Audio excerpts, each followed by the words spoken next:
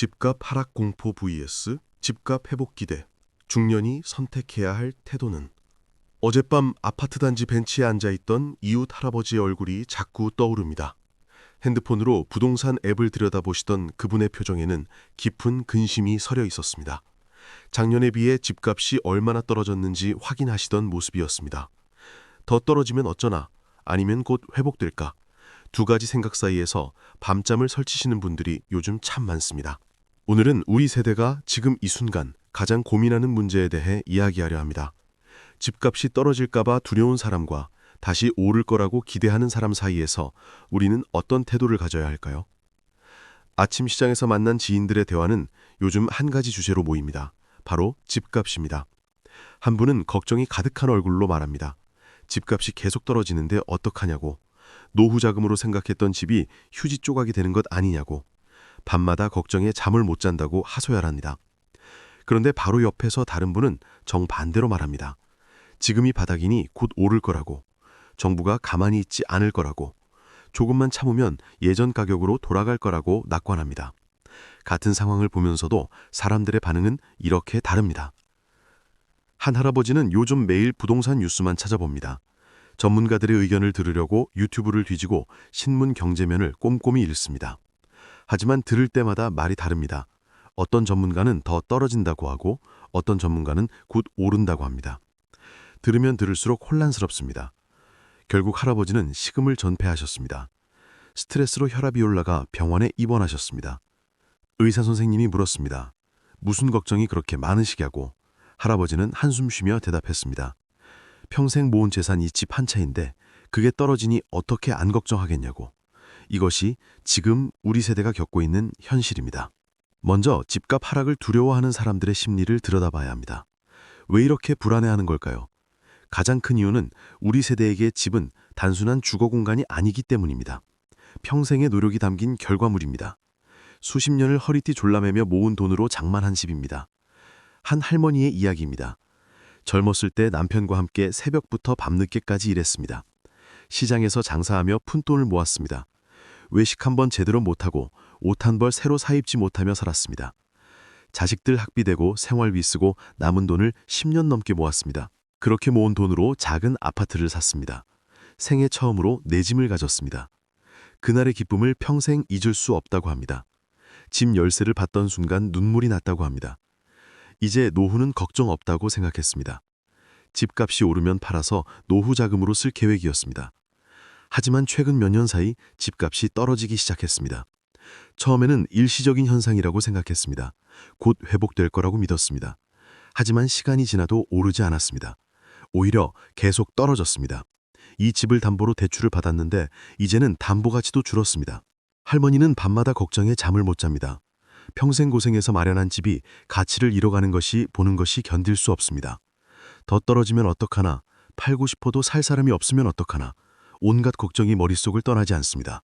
이것이 집값 하락을 두려워하는 분들의 진짜 고민입니다. 반대로 집값 회복을 기대하는 사람들도 있습니다. 이분들은 과거의 경험에 근거합니다. 지난 수십 년 동안 우리나라 집값은 계속 올랐습니다.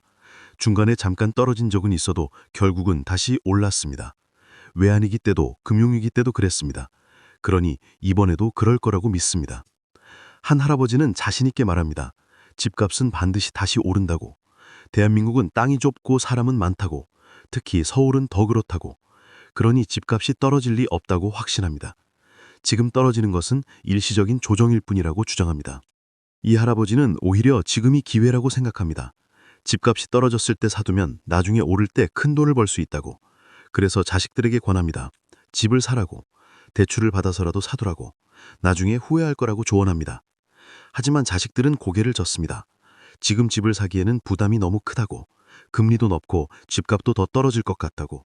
그러면 할아버지는 화를 냅니다. 요즘 젊은 사람들은 기회를 못 본다고. 아버지 말을 안 듣더니 결국 손해본다고 핀잔을 줍니다. 이런 세대 간의 갈등도 생깁니다. 부모 세대는 집값이 반드시 오른다고 믿지만 자식 세대는 확신하지 않습니다. 부모는 자식이 기회를 놓친다고 안타까워하고 자식은 부모가 시대를 모른다고 생각합니다. 집값 하나로 가족 간의 갈등이 생기는 겁니다. 그렇다면 전문가들은 뭐라고 할까요? 사실 전문가들도 의견이 갈립니다. 어떤 전문가는 집값이 더 떨어질 거라고 예측합니다. 금리가 높고 경기가 안 좋고 인구가 줄어드니 집값이 오를 이유가 없다고 분석합니다. 특히 지방은 심각하다고 경고합니다. 반대로 어떤 전문가는 곧 회복될 거라고 전망합니다. 정부가 부동산 규제를 풀고 금리도 조만간 내려갈 거라고, 그러면 집값도 다시 오를 거라고 예측합니다. 특히 서울 강남 같은 핵심 지역은 반드시 오른다고 확신합니다. 일반 사람들은 혼란스럽습니다. 누구 말을 믿어야 할지 모르겠습니다. 텔레비전을 켜면 한 전문가는 팔라고 하고 다른 전문가는 사라고 합니다. 신문을 펴면 한 기사는 위기라고 하고 다른 기사는 기회라고 합니다. 똑같은 상황을 보고 정반대의 결론을 내립니다. 한 지인은 한숨을 쉬며 말했습니다. 전문가들도 모르는 걸 우리가 어떻게 아냐고, 결국 도박 아니냐고, 맞을 수도 있고 틀릴 수도 있다고, 그러니 차라리 아무것도 안 하는 게 낫겠다고, 집도 사지 말고 팔지도 말고 그냥 있는 그대로 살겠다고 체념합니다. 이제 중요한 질문을 해야 합니다. 우리는 어떤 태도를 가져야 할까요? 집값 하락을 두려워하며 불안해할 것인가? 아니면 집값 회복을 기대하며 낙관할 것인가? 사실 이 둘 다 문제가 있습니다. 극단적인 태도는 올바른 판단을 방해합니다. 먼저 지나친 공포는 좋지 않습니다. 집값이 떨어진다고 해서 세상이 끝나는 것은 아닙니다. 물론 재산 가치가 줄어드는 것은 슬픈 일입니다. 하지만 그것 때문에 건강을 해치고 잠을 못 자고 가족과 다투면 안 됩니다. 집값보다 중요한 것들이 있습니다. 한 할아버지가 깨달은 이야기입니다. 집값 걱정에 스트레스를 받다가 심장병이 왔습니다. 병원에 입원해서 수술을 받았습니다. 생사의 기로에 섰습니다. 그때 깨달았습니다. 집값이 뭐가 중요한가? 건강이 있어야 집도 의미가 있지. 건강을 잃으면 모든 것을 잃는 것이라고 말입니다. 퇴원하고 나서 할아버지는 달라졌습니다. 더 이상 집값을 확인하지 않습니다. 부동산 뉴스도 보지 않습니다. 대신 산책을 하고 운동을 합니다. 친구들을 만나 즐거운 시간을 보냅니다. 집값이 오르든 떨어지든 내 삶은 내가 만들어가야 한다고 생각을 바꿨습니다. 물론 집값이 오르면 좋습니다. 하지만 그것에 매달려 현재의 행복을 포기할 필요는 없습니다. 집은 결국 사는 곳입니다. 투자 수단이 아니라 생활 공간입니다.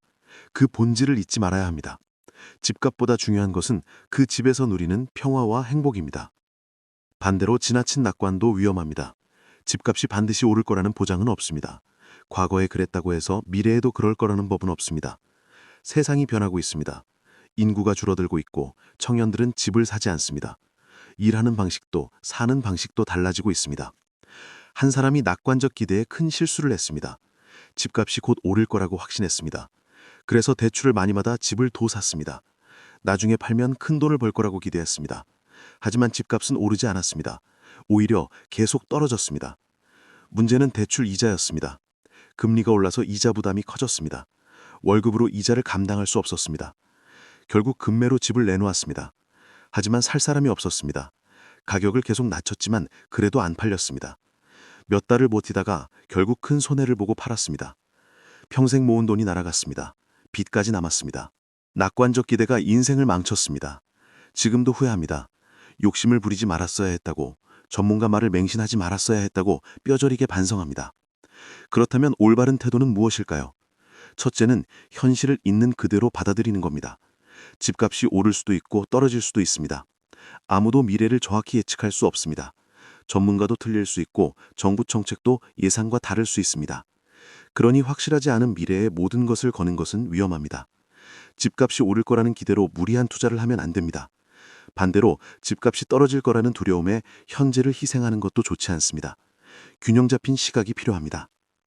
둘째는 자기 상황에 맞는 판단을 하는 겁니다. 남이 뭐라고 해든 내 형편이 중요합니다. 대출이 많아서 이자 부담이 크다면 정리하는 것도 방법입니다. 손해를 보더라도 빚에서 벗어나는 것이 나을 수 있습니다. 건강하게 사는 것이 우선입니다. 반대로 대출 없이 내 집에서 편하게 산다면 굳이 팔 필요가 없습니다. 집값이 떨어져도 살 곳은 있습니다. 불안해하며 스트레스 받을 필요가 없습니다. 그냥 지금처럼 사시면 됩니다. 집은 투자나 아니라 삶의 터전입니다. 한 할머니가 명쾌하게 정리해 주셨습니다. 집이 있으면 노숙자는 안 된다고, 집값이 오르든 떨어지든 살 곳은 있다고, 그것만으로도 감사한 일이라고, 욕심을 버리니 마음이 편해졌다고 하셨습니다. 이것이 우리가 가져야 할 태도입니다. 셋째는 집에 대한 관점을 바꾸는 겁니다. 집은 재산 증식 수단이 아니라 삶의 공간입니다. 물론 자산으로서의 가치도 있습니다. 하지만 그것이 전부는 아닙니다. 집에서 가족과 행복한 시간을 보내고 편안하게 쉬는 것이 더 중요합니다. 한 부부가 이런 깨달음을 얻었습니다. 평생 집값만 쫓아다녔습니다. 오를 것 같으면 사고 떨어질 것 같으면 팔았습니다. 더 좋은 집으로 옮기려고 이사를 여러 번 했습니다. 그런데 정작 어디서도 정착하지 못했습니다. 늘 불안했고 늘 조급했습니다. 환갑이 넘어서 작은 아파트에 정착했습니다. 더 이상 이사가지 않기로 했습니다. 여기서 생을 마칠 때까지 살기로 결심했습니다. 집값이 오르든 떨어지든 신경 쓰지 않기로 했습니다. 그랬더니 비로소 마음이 편해졌습니다. 집을 꾸미기 시작했습니다.